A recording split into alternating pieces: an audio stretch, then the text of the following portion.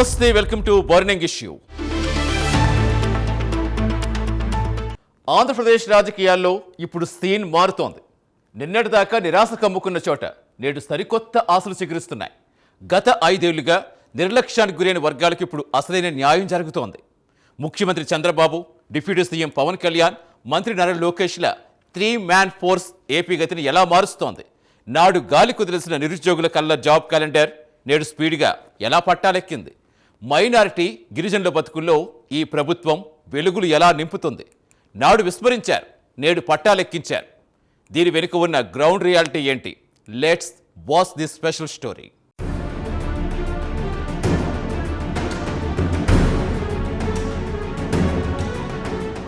Andhra Pradesh politics లో ఇప్పుడొక సరికొత్త చాప్టర్ నడుస్తోంది. Target successful. ఇది అచీవ్ చేయాలంటే పక్కా ప్లానింగ్ తో పాటు ఆ సంకల్పాన్ని విజయంతో ప్రూవ్ చేసుకోవాలి. మైండ్ లో స్ట్రాంగ్ గా ముద్ర వేసుకుంటే వచ్చే పాజిటివ్ రిజల్ట్ ఇప్పుడు ఏపీ గ్రౌండ్ లెవెల్లో ప్రాక్టికల్ గా కనిపిస్తోంది. CM Chandrababu, deputy CM Pawan Kalyan, dynamic minister Nara Lokesh, ఈ 3-మ్యాన్ ఫోర్స్ కలయిక స్టేట్ ఫ్యూచర్ డైరెక్షన్ ని స్పష్టంగా మార్చేసిందని పొలిటికల్ పండితులు బలంగా విశ్లేషిస్తున్నారు.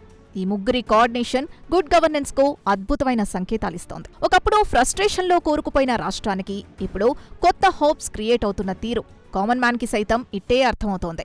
ఇది జస్ట్ బిగినింగ్ మాత్రమేనని చర్చ జరుగుతోంది.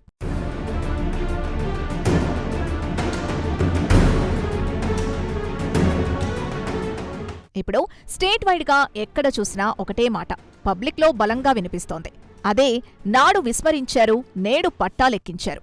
స్పెషల్ గా అన్ఎంప్లాయిడ్ యూత్ కళ్లల్లో హ్యాపీనెస్ కనిపించేలా ప్రెసెంట్ గవర్నమెంట్ తీసుకున్న జాబ్ క్యాలెండర్ డెసిషన్ వారిలో కొత్త ఆశల్ని రేకెత్తిస్తోంది. అసలు ఈ చేంజ్ ఓవర్ నైట్ లో ఎలా పాసిబుల్ అయింది? నాడు ప్రీవియస్ లీడర్స్ ఏం చేశారు? టుడే ఈ గవర్నమెంట్ ఈ హిస్టారికల్ మిస్టేక్స్ ని ఎలా రెక్టిఫై చేస్తూ డెవలప్మెంట్ వైపు స్టెప్స్ వేస్తోంది? పర్టికులర్ గా కొన్ని కీ సెక్షన్స్ ఇంపార్టెన్స్ గుర్తించి వాటిపై స్పెషల్ ఫోకస్ పెడితే వచ్చే బెనిఫిట్స్ ఏంటి అనేది ఇప్పుడు ఏపీలో హాట్ టాపిక్ గా మారి పెద్ద చర్చనీయాంశమైంది. ఈ ఇగ్నోర్డ్ వర్గాల పట్ల గత పాలకుల కేర్లెస్నెస్, నేటి ప్రగతిపై ఓ లోతైన ఎనాలిసిస్ ఇప్పుడు చూద్దాం.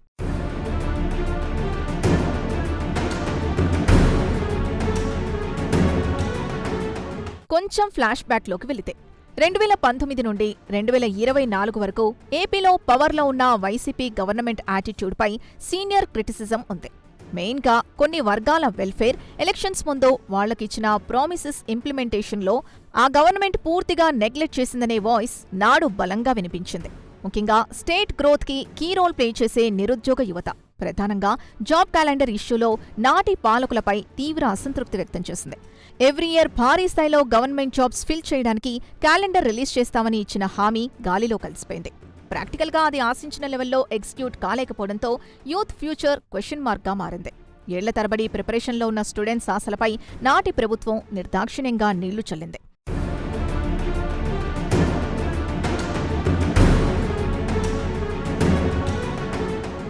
ముఖ్యంగా టీచింగ్ ప్రొఫెషన్ని ఫ్యాషన్గా ఫీల్ అయి డిఎస్సీ కోసం, అలాగే సొసైటీ సేఫ్టీ కోసం, పోలీస్ జాబ్స్ కోసం వెయిట్ చేసిన లక్షలాది మంది నిరుద్యోగులకు నాడు భారీ డిసప్పాయింట్ మిగిలింది.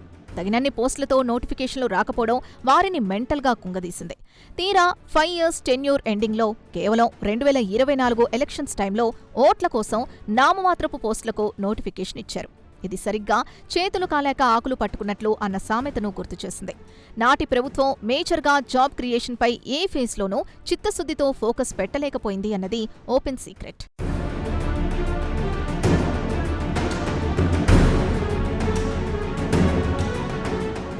యువత ఆశలపై నాటి ప్రభుత్వం ఎలా నీళ్లు చల్లిందో, జాబ్ క్యాలెండర్ పేరుతో ఎలా మోసం చేస్తుందో చూస్తాం.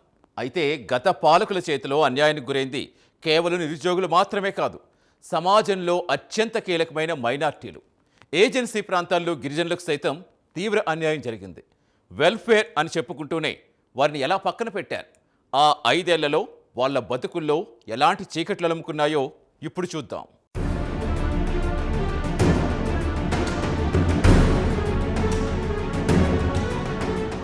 ఓన్లీ యూత్కి మాత్రమే కాదు, రాష్ట్రంలో అత్యంత కీలకమైన మైనారిటీల వెల్ఫేర్ విషయంలోనూ నాటి గవర్నమెంట్ అట్టర్ ఫ్లాప్ అవడం కూడా అప్పట్లో పెద్ద డిస్కషన్ పాయింట్. 2019లో పవర్లోకొచ్చే నాటికి సక్సెస్ఫుల్గా రన్ అవుతున్న అనేక స్కీమ్స్ని వారు పక్కన పెట్టేశారు. పూర్ ముస్లిం అమ్మాయిల మ్యారేజ్కి సపోర్ట్ ఇచ్చే దుల్హన్ స్కీమ్, హయ్యర్ స్టడీస్ కోసం ఇచ్చే ఓవర్సీస్ ఎడ్యుకేషన్, రంజాన్ తోఫా వంటి వాల్యుబుల్ పథకాల్ని ఒక ప్లాన్ ప్రకారం ఆపే ప్రాసెస్ని నాడు చేపట్టారు. దీంతో మైనారిటీ కమ్యూనిటీస్లో ఆందోళన వ్యక్తమైంది.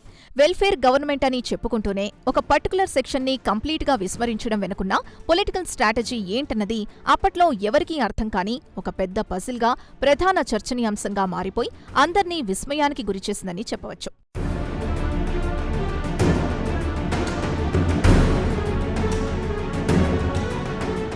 అంతేకాకుండా మైనారిటీ ఫైనాన్స్ కార్పొరేషన్ సిస్టమ్ని పూర్తిగా డ్యామేజ్ చేశారనేది ప్రజల్లో బలంగా నాటుకుపోయింది. దీని ద్వారా మైనారిటీ యూత్కు సెల్ఫ్ ఎంప్లాయ్మెంట్ కోసం అందించే సబ్సిడీ లోన్ శాంక్షన్ ప్రాసెస్ అటకెక్కింది. ఇక మసీదుల్లో సర్వీసెస్ అందించే ఇమాం, మౌజన్ల సిచ్యువేషన్ మరీ దయనీయంగా తయారైంది. వారికి రెగ్యులర్గా ఇవ్వాల్సిన ఆనరోరియం పేమెంట్స్ లోనూ నెలల తరబడి డిలే జరగడంపై కూడా పబ్లిక్ లో పెద్ద ఎత్తున చర్చనీయాంశంగా మారింది. ఓన్లీ ఓటు బ్యాంకుగా వాడుకున్నారే తప్ప వారి డెవలప్మెంట్ కి ఆవగించంతైనా హెల్ప్ చేయలేదన్న ఫీలింగ్ ఆ వర్గాల్లో బలంగా ఫిక్స్ అయింది. ఈ నెగ్లిజెన్స్ నాటి జగన్ గవర్నమెంట్ ఫెయిల్యూర్ కి ప్రధాన కారణమని ఎనలిస్టులు ఇప్పటికే గుర్తు చేస్తున్నారు.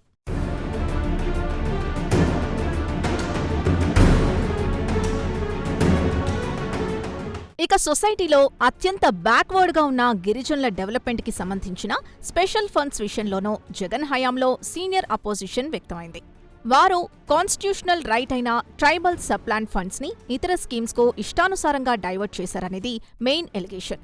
దీనివల్ల ఏజెన్సీ ఏరియాల్లో అత్యవసరమైన road connectivity, safe drinking water, basic medical facilities కల్పన కంప్లీట్గా కుంటుపడిందని విమర్శకులు డేటాతో సహా ఎత్తిచూపారు.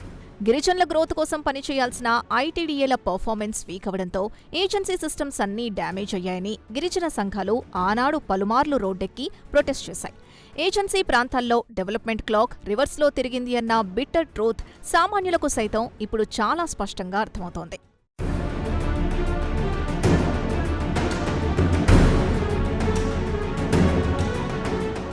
అది 2019-24 5 ట్రాక్ రికార్డ్. కానీ ఇప్పుడు టైం సైకిల్ తిరిగింది. ఏపీలో కొలువుదీరిన ఎన్డీఏ కూటమి ప్రభుత్వం ఆ పాత తప్పులు సరిదిద్దే పనిలో పడింది. కేవలం ఉచితాలకే పరిమితం కాకుండా సంక్షేమాన్ని, అభివృద్ధిని ఒకే ట్రాక్పై పరుగులు పెట్టిస్తోంది. చీకట్లు పారద్రోలుతూ నిరుద్యోగ మైనారిటీ, గిరిజన వర్గాల్లో కొత్త ఆశలు ఎలా చిగురుస్తున్నాయో మీరే చూడండి.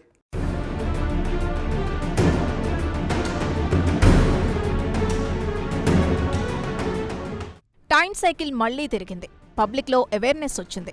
ఏపీలో 2024లో పవర్లోకొచ్చిన డెమోక్రటిక్ ఎన్డీఏ కూటమి గవర్నమెంట్ గత 5 ఏళ్లలో విస్మరించబడ్డారని భావిస్తున్న వర్గాల పట్ల రెస్పాన్సిబుల్గా స్పెషల్ ఫోకస్ పెట్టింది.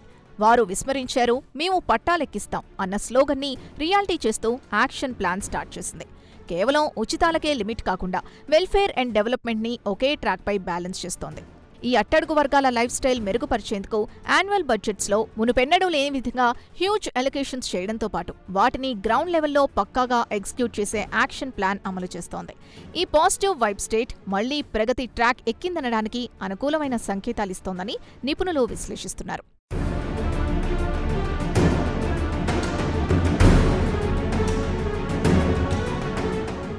ముఖ్యంగా మైనారిటీలు, ట్రైబల్స్ ఓవరాల్ డెవలప్మెంట్ కోసం అధికారంలోకి వచ్చిన వెంటనే చంద్రబాబు సర్కారు ఎంతో క్లియర్ అండ్ ప్రాక్టికల్ అలొకేషన్స్ చేసింది. మైనారిటీల సోషల్ అండ్ ఎకనామిక్ వెల్ఫేర్ కోసం రికార్డ్ స్థాయిలో సుమారు 5,434 కోట్ల రూపాయల్ని కేటాయించి వారి పట్ల తనకున్న కమిట్మెంట్ని చాటుకుంది. 5 ఇయర్స్గా ఆగిపోయిన దుల్హన్, ఓవర్సీస్ ఎడ్యుకేషన్స్ లాంటి కీ స్కీమ్స్ని రీస్టార్ట్ చేయడంతో పాటు మైనారిటీ కార్పొరేషన్ ద్వారా యూత్కి ఎంప్లాయ్మెంట్ ఆపర్చునిటీ క్రియేట్ చేయడంపై స్పెషల్ ఫోకస్ పెట్టింది. మైనారిటీలను కేవలం ఓటు బ్యాంకులాగా చూడకుండా వాళ్ల రియల్ ఎంపవర్మెంట్కి రూట్ మ్యాప్ వేస్తున్న ఈ కొత్త పాలసీ ఇప్పుడు కరెంట్ పాలిటిక్స్లో ఇంట్రెస్టింగ్గా చర్చనీయాంశమైంది. ఈ యాక్షన్స్ వారి లైఫ్లో చేంజ్ తెస్తాయన్నది ఇట్టే అర్థమవుతోంది.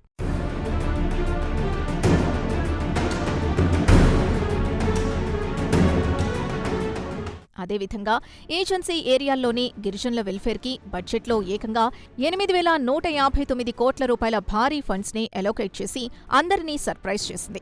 నాడు డైవర్ట్ అయిన ఫండ్స్కి భిన్నంగా నేడు ఈ అమౌంట్తో ట్రైబల్ సబ్ప్లాన్ని అత్యంత స్ట్రాంగ్గా, ట్రాన్స్పరెంట్గా ఇంప్లిమెంట్ చేస్తోంది.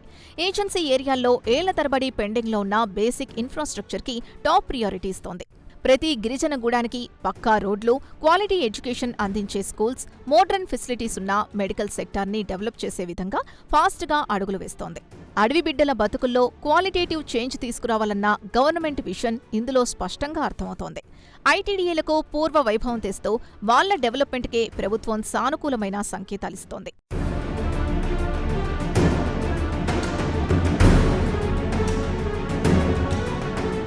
ఇక స్టేట్ కి బ్యాక్ బోన్ అయిన అన్ఎంప్లాయిడ్ యూత్ ప్రాబ్లమ్స్ సాల్వింగ్ పై ప్రెసెంట్ గవర్నమెంట్ చూపిన ఇనిషియేటివ్ హిస్టారికల్ అని చెప్పాలి.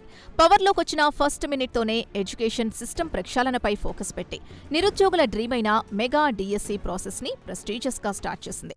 ఏకంగా 16,347 టీచర్ పోస్టుల ఫిల్లింగ్ కోసం భారీ నోటిఫికేషన్ రిలీజ్ చేయడమే కాకుండా ప్రీవియస్ గవర్నమెంట్ మిస్టేక్స్ వల్ల ఛాన్స్ కోల్పోయిన వారిని దృష్టిలో ఉంచుకొని అప్లికెంట్స్ మాక్సిమం ఏజ్ లిమిట్ ను 44 ఏళ్లకి పెంచి హ్యుమానిటీని చాటుకుంది. ఈ డిఎస్సి ద్వారా సెలెక్ట్ అయిన 15,000 మంది కొత్త టీచర్స్ ఇప్పటికే డ్యూటీల్లో చేరడం ప్రభుత్వ చిత్తశుద్ధికి బెస్ట్ ఎగ్జాంపుల్. ఫారెస్ట్, లీగల్ డిపార్ట్మెంట్స్లోని ఖాళీలను కూడా స్పీడ్గా భర్తీ చేస్తోంది.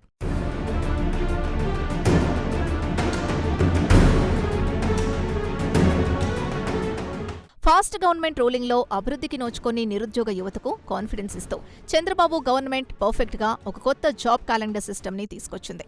నేడు పట్టాలెక్కించారు అనడానికి ఇంతకంటే బెస్ట్ ఎగ్జాంపుల్ మరొకటి లేదు. వేరియస్ గవర్నమెంట్ డిపార్ట్మెంట్స్లో ఖాళీగా ఉన్న సుమారు 99,000 పోస్టుల్ని ఏపీపీఎస్సీ, పోలీస్ రిక్రూట్మెంట్ బోర్డుల ద్వారా ఫేజ్ల వారీగా ఫిల్ చేసేందుకు పక్కా మాస్టర్ ప్లాన్ రెడీ చేసింది. ఇందులో యూత్కి మోస్ట్ ఇంట్రెస్టింగ్గా ఉండే revenue, municipal, higher education, police, agriculture లాంటి కీ సెక్టార్స్ ఉన్నాయి. అన్ఎంప్లాయీస్ వెయిటింగ్కి ఎండ్ కార్డు వేస్తూ యూత్ పవర్ని స్టేట్ బిల్డింగ్లో పార్ట్నర్స్గా చేస్తున్న ఈ స్ట్రాటజీని మేధావులు విశ్లేషిస్తున్నారు. ఇది వాళ్ల ఫ్యామిలీస్లో ముందే ఫెస్టివల్ తెచ్చింది.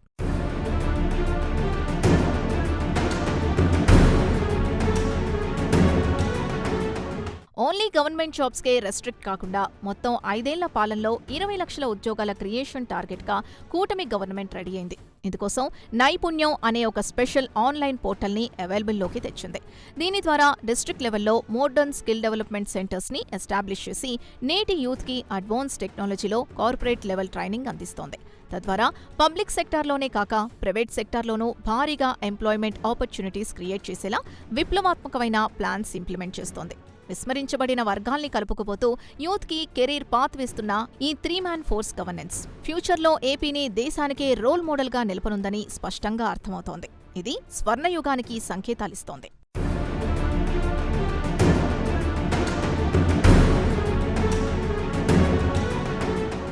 చూశారు కదా, కేవలం ఎన్నికల ముందిచ్చే తాయిలాలు కాదు, శాశ్వత పరిష్కారం చూపేదే అసలైన గుడ్ గవర్నెన్స్ అని ప్రస్తుత ప్రభుత్వం ప్రాక్టికల్గా నిరూపిస్తోంది.